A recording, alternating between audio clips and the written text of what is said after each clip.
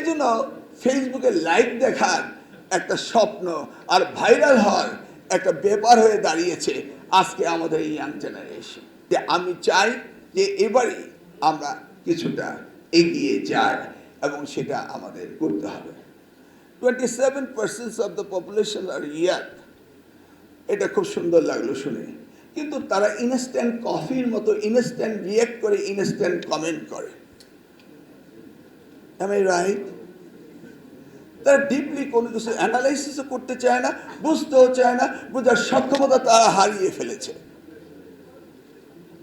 আপনি কি চিন্তা করে দেখেছেন এই 27% অফ দ্য ইয়ার যদি ইনস্ট্যান্ট কফির মতো ইনস্ট্যান্ট কমেন্ট করে, ইনস্ট্যান্ট বিহেভ করে, তা how do we go ahead and do our research? তাই না? এজন্য ফেসবুকে লাইভ দেখার একটা স্বপ্ন আর ভাইরাল হওয়ার একটা ব্যাপার হয়ে দাঁড়িয়েছে আজকে আমাদের এই ইয়াং জেনারেশন।